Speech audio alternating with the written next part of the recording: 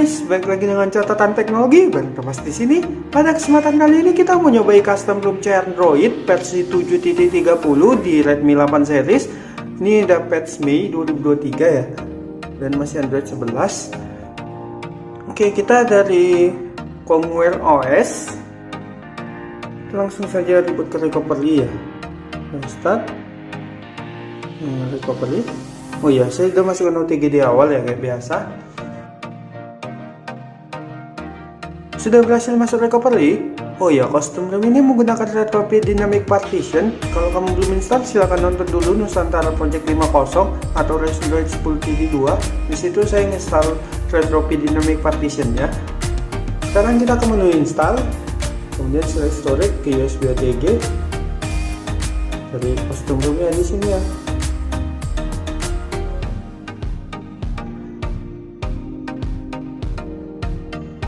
Oke, ini dia, langsung kita eksekusi.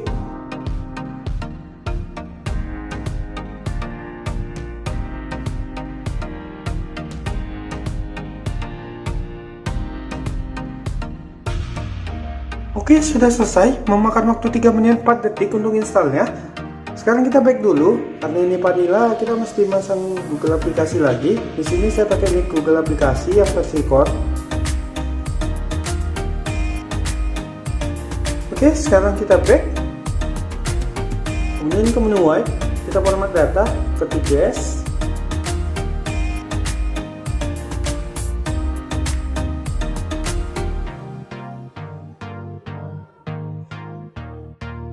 Yang terakhir tinggal kita reboot aja, reboot sistem.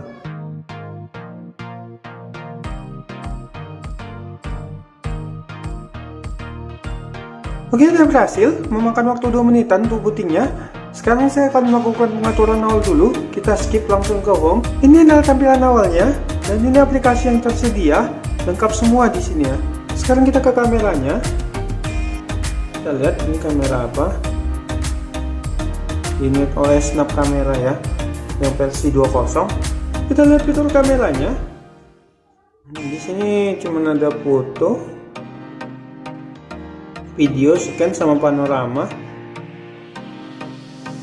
Oke, ini panoramanya ya. Kita ke fotonya lagi, kita cek.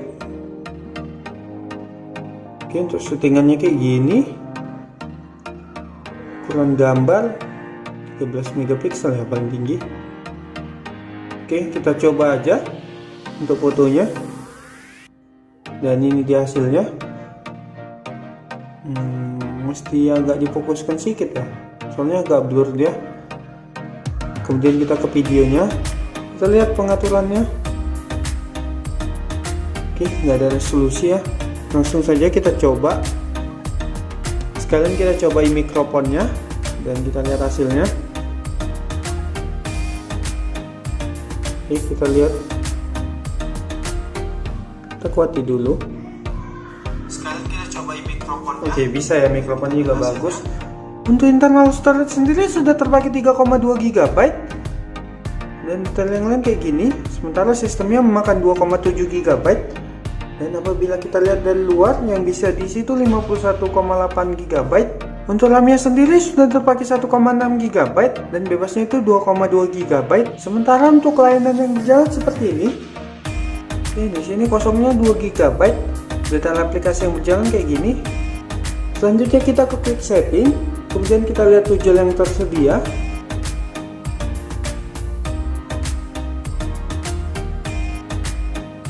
Sekarang kita akan coba beberapa tool. Pertama on the go.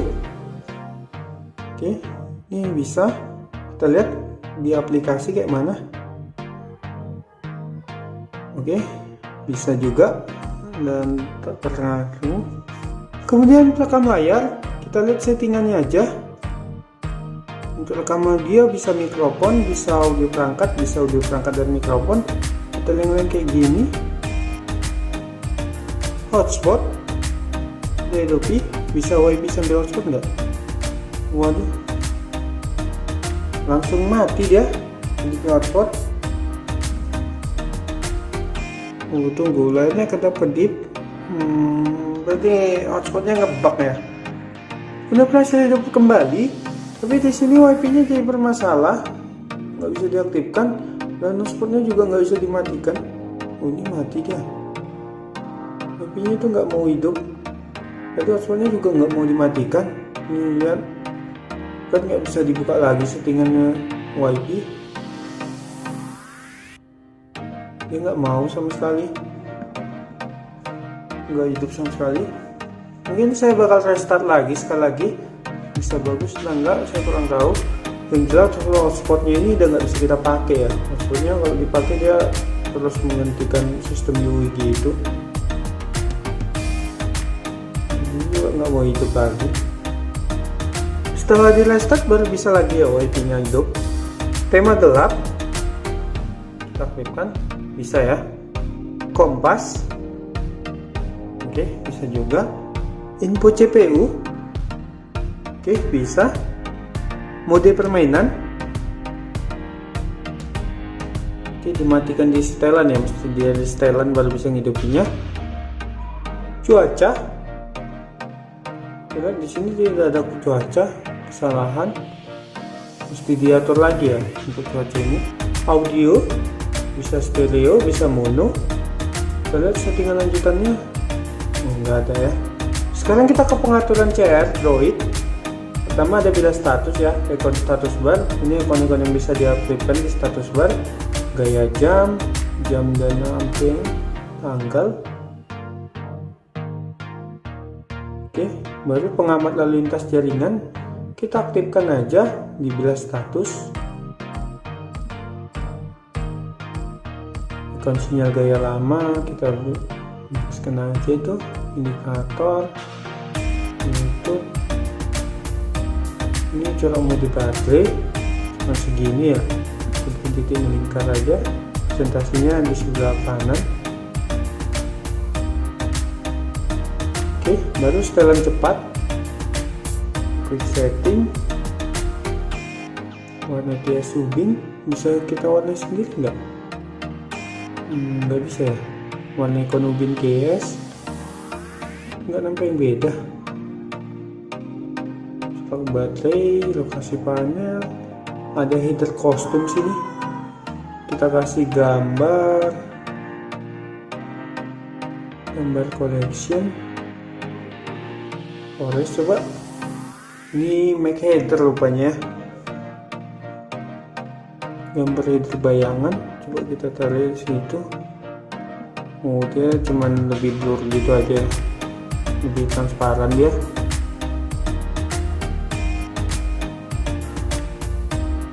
Oke, cuman itu. Semuanya selanjutnya layar kunci ya.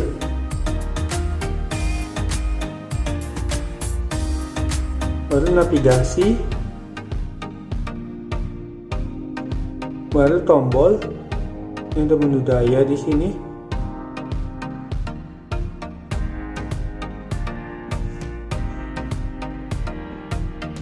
Baru antar muka pengguna, ada tampilan ambien. Ini untuk notifikasi ya, tampilan ambien ini. Ini gaya Ubin sekalian cepat. Nah, main banyak ini. Ini kayak gini kalau Oxygen OS bulat-bulat ya. Tetesan air, water drop. Ini jadinya kayak gini. Gaya bar sinyal kayak biasanya ini ya, nggak ada yang baru di sini. Gaya bar wifi juga kayak biasa. Animasi layar mati biasa juga. Setelan ikon dashboard.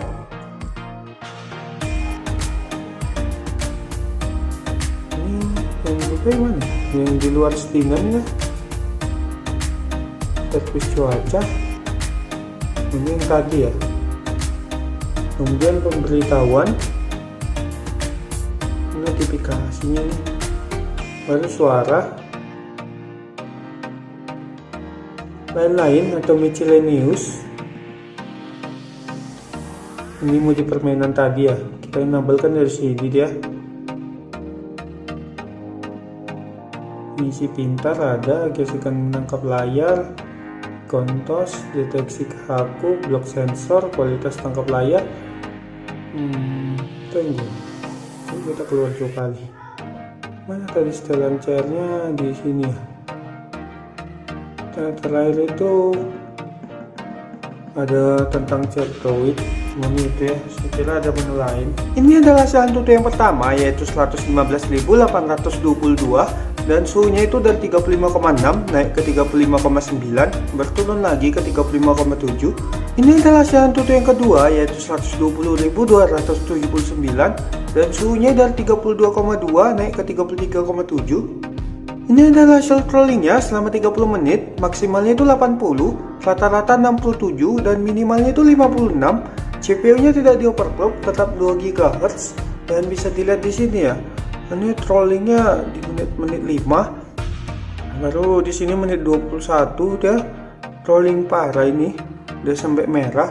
Habis itu yang lainnya ya trolling dikit gitu. Suhunya mencapai 36 derajat Celcius. Sekarang kita akan menguji daya tahan baterainya. Seperti biasa saya akan mainkan God of War selama 15 menit. Oh ya, ini kalau keadaan landscape kayak gini dia agak ngebug, kita nggak bisa beralih dari desainnya gini. Ini terpaksa keluar dulu, baru kita buka ya aplikasi yang mau kita buka. Ini nggak bisa ditarik juga. Oke, ke PSP. Untuk settingan kayak biasa ya, ini kali 2 full screen dan auto frame skip diaktifkan. Oke, yang lain nggak ada, cuma itu aja. Kita agak terangi dikit, ini gelap kali.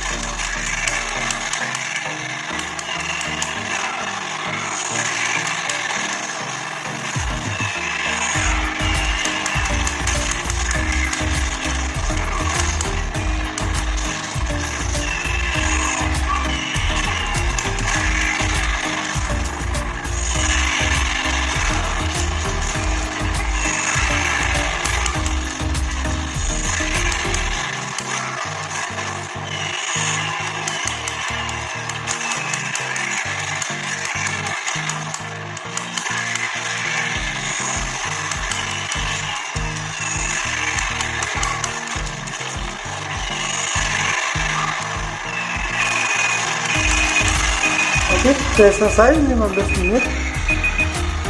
Kita cek ya baterainya. Saya lupa tadi dari berapa persen. Ini bisa kita cek dulu ya. Oke, kita cek aja dari 80 ya, tinggal 75, habis 5% kayak biasa. Sekarang kita akan menguji multitaskingnya. Di sini saya sudah membuka beberapa aplikasi. Kita beralih langsung ke PSP aja. Oke, nggak reload dia. Kemudian kita beralih lagi ke Antutu. Antutunya reload kayak biasa. Kemudian kita ke Play Store.